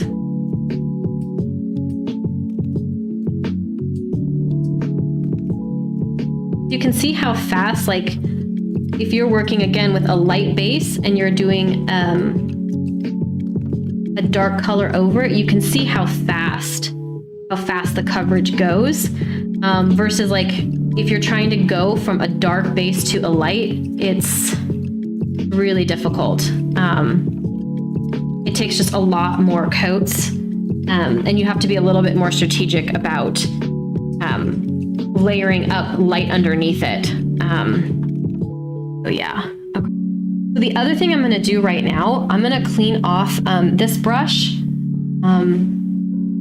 because while I'm still on this toe box, as I mentioned, I want to fill in those holes, because I don't want these holes to, I don't want them to be light. Like I want them to be dark. So I'm just going to do that now from the get-go, similar to how I will focus on the seams.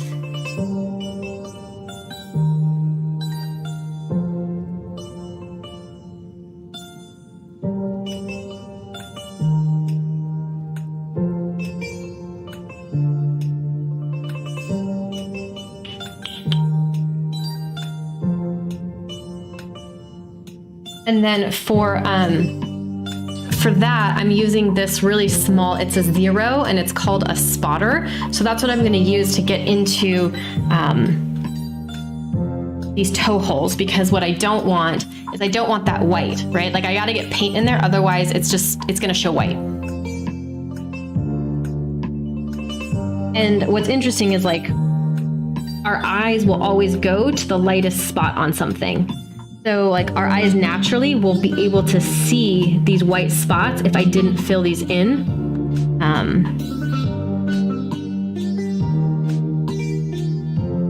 I actually could use a toothpick, and I don't know if I have a toothpick. Oh, I do. So what I'm doing is I'm just dropping the paint in. So I'm just dropping like a dab of paint into here,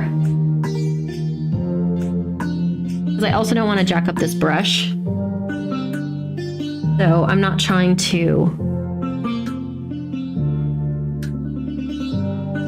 I just want enough paint in there. And then what I'll do,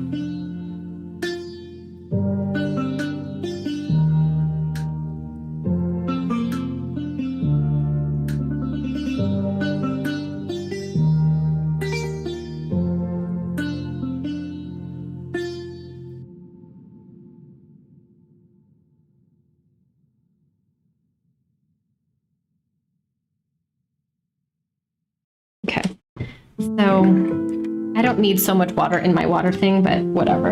It's a little too water heavy. Okay, so another favorite tool of mine is toothpicks. I love toothpicks. And that would be another thing, like if you don't want to use the back of an X-Acto knife, like remember when I was doing like the carving out of the paint and stuff, you can totally use a toothpick, because then it's a blunt edge. So I'm going to use a toothpick right now. And what I'm going to do is just like, so I don't want that paint to be super cakey in there, but I also want it to just coat. And I don't want to have to do this like more than once. So I'm using the paintbrush or the toothpick to go in and just like squish that paint around in there.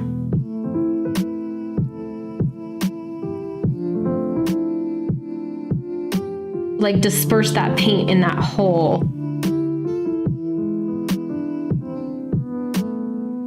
Is really what I'm doing right now. And then I'm taking off the residual because we don't want like the paint to cake a ton. And I only am doing so many holes at a time because you don't want like the paint to dry out or anything like that. And then I'm just gonna take kind of my dry brush and glaze over the top, so if there's any paint coming out, like you don't want, you know, like I don't want there to be like the surface tension of paint sitting on the outside of that hole. I don't want that to sit there, because that's going to give a ridge if it dries. So I want to dry brush it to get rid of that tension paint ridge that's happening on the holes. That makes sense.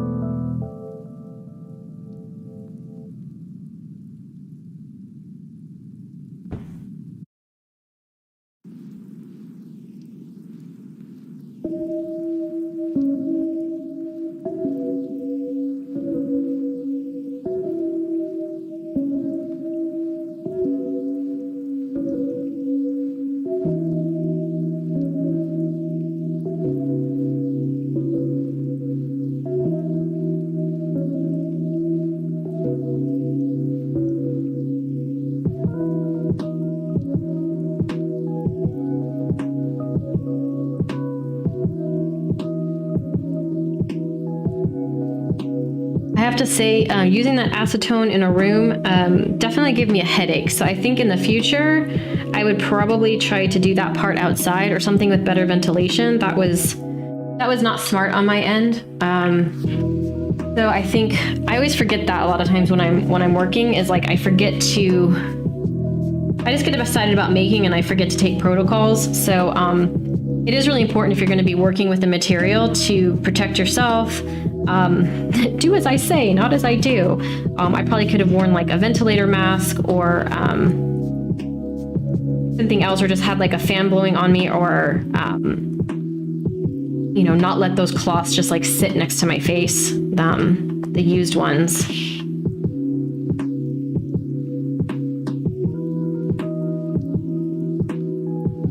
Okay. Again, just gonna dry brush so I don't have a paint tension hanging out. I'm gonna go empty some of the water. This is too much water.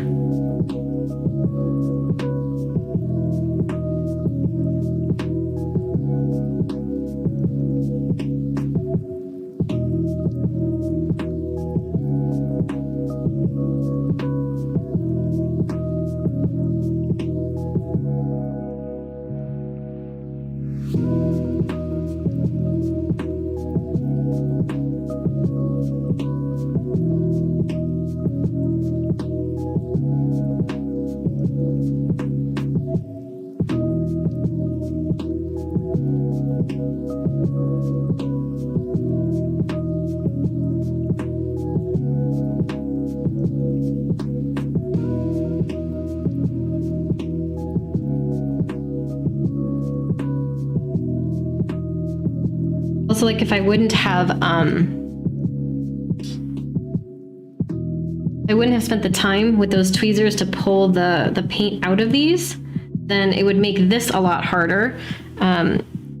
So I think just, again, all around paying attention to these little details is just so, I just find it really important.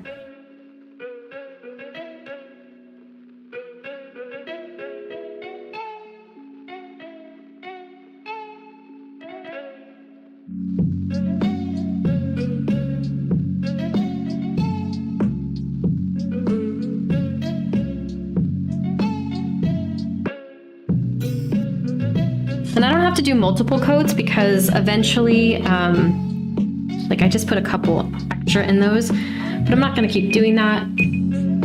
Hey, it's been 2 hours. I'm gonna set a timer.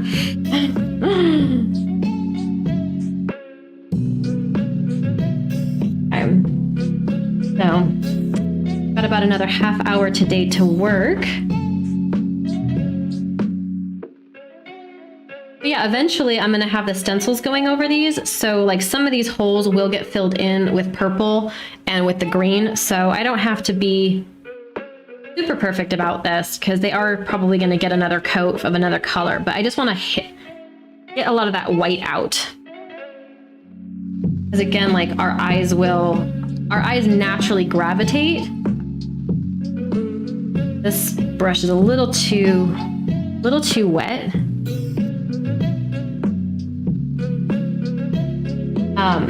Yeah, because our eyes will naturally see light things. Like it's how they work. It attracts to the lightness of something.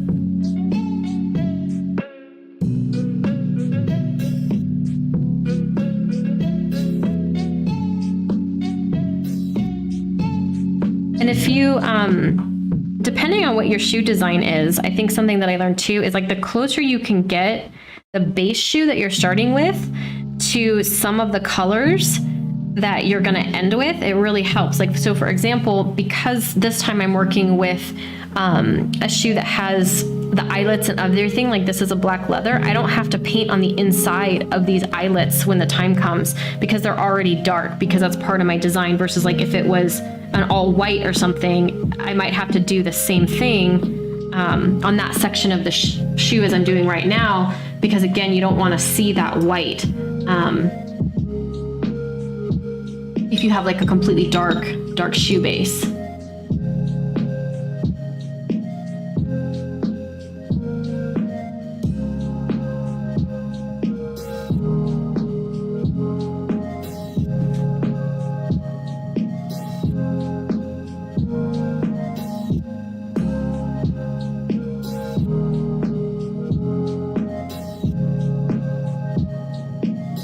So that is good. I'm just gonna dry brush this.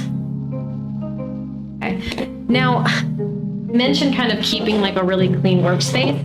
Because I have such limited brushes and I want them to last, and I do such detail work, I tend to clean my brushes pretty immediate and get some stuff on there, because I don't, like I use the same brush, and so I don't want any black to be staying on this for when I eventually want to use this brush for a light color. So this is my absolute favorite brush cleaner. I learned about this when I was in college, but this particular brush cleaner is my absolute favorite for cleaning and maintaining my brushes. You can get it in most art supply stores. Any high-end art supply store, or even like crafting stores. You also, I'm sure, can find it online, but it's my absolute favorite.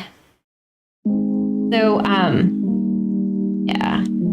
And then what I do, because this is such a fine one, is I really want to get the base clean. I just kind of massage this in here, and then I'm just going to leave this, right? So I don't have to like go fully rinse out my brush, but I can pretty much get it pretty clean, and then it just sits clean for when I do clean it a little bit later, since I know I'm only going to be working for about another half hour. But that is definitely like a pretty consistent practice. And then this is just a reusable cloth. So since, yeah. Okay.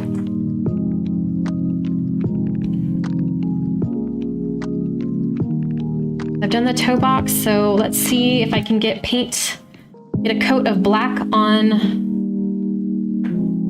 the rest of the shoe.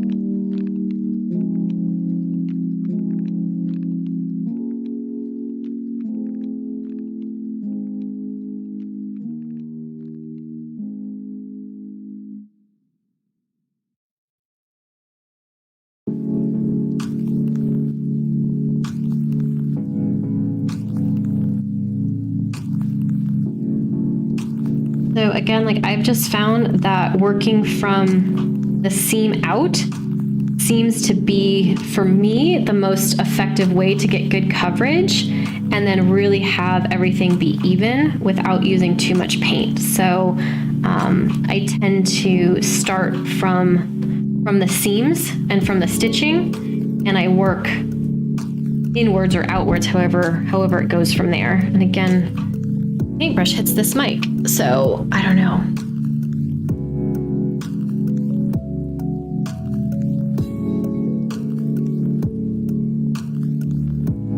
Maybe if I put the mic there, it won't have a little bit more more leeway with my paintbrush. I don't know. Sorry if it keeps hitting it and knocking it.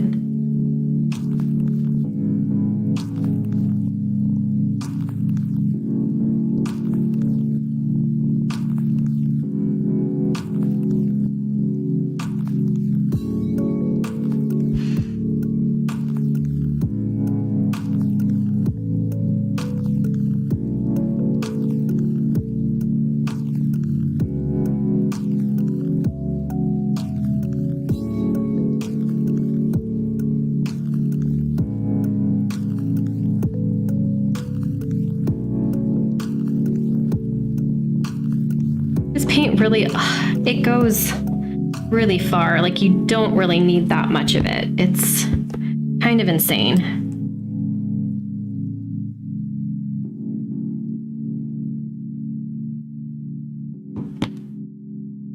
And that's probably some paint in my hair. It happens.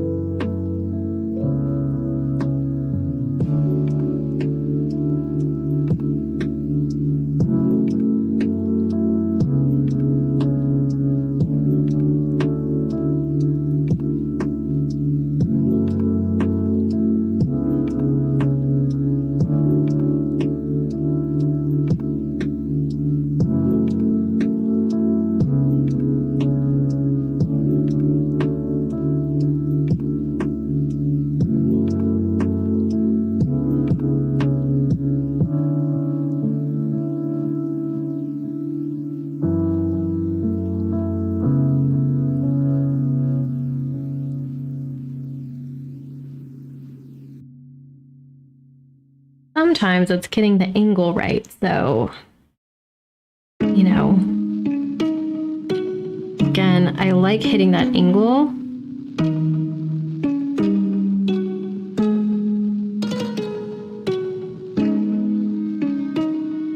I like focusing on the edge.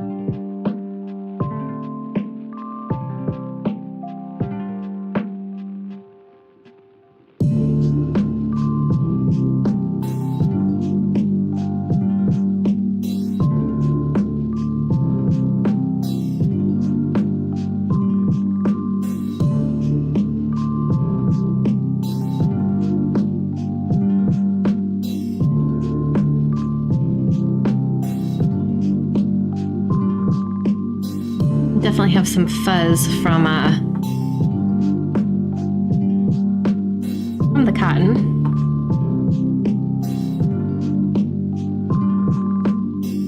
I'm going to leave that section because this is a little bit more wet right now, so.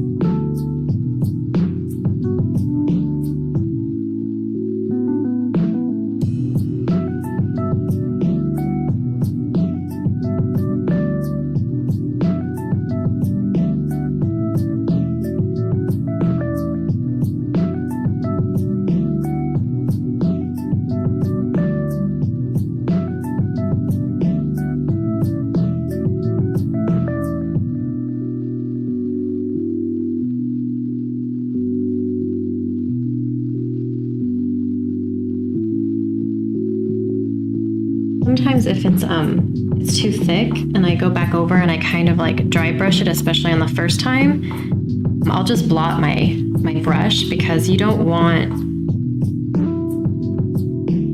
it to like cake up or anything like that. Like you want it really even. So similar to like the toe box holes, like you don't want that buildup because it'll dry with that buildup. It'll dry with that ridge and you don't want that. And it's really subtle here because this leather has a purple tint to it. But that's why I kind of hit these edges first because then the paint can really get there. And then from there, there's just like that thin extra bit of paint to cover the rest of the leather.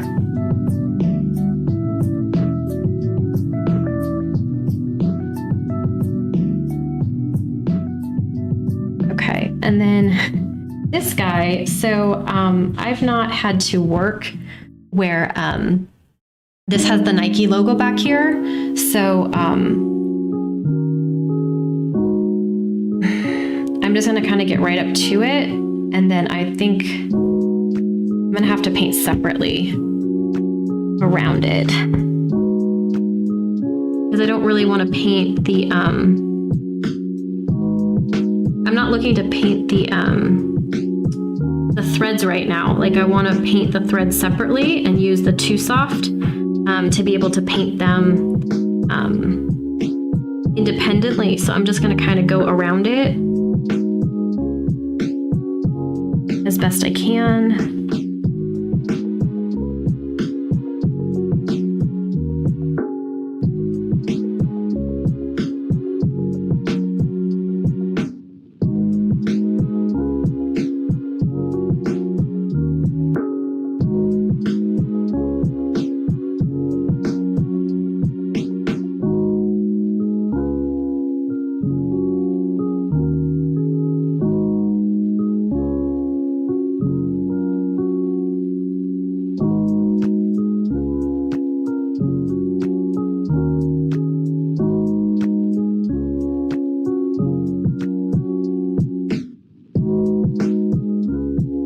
Come back to that section. So that's a good first coat.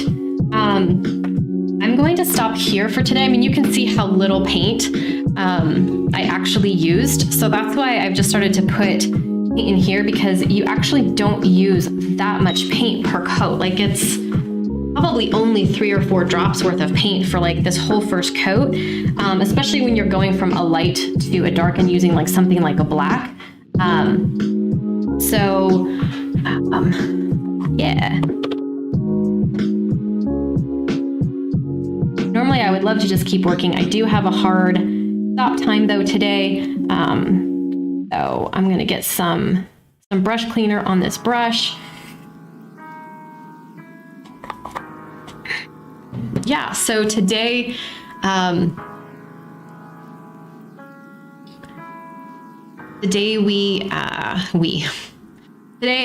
so 3 hours today, roughly. Thank you so much for being here and joining. So in 3 hours, I was able to kind of show the design. I was able to prep this shoe, as well as get the base taped, as well as get my first coat of black paint on the base. So this particular shoe, I have at least 2 more coats to go, 2 more black thin coats to go, and then I will be ready to start stenciling. So that's what I'm gonna work on for my next stream.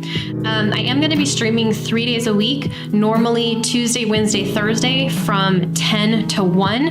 That is Asia time. So I will be there. I might pick up on the weekend. Sometimes I like to play Animal Crossing and do some other stuff. So stay tuned for those, but I do really want to thank you. Thank you for being here. Thanks for sharing this space with me. And I will see you next time.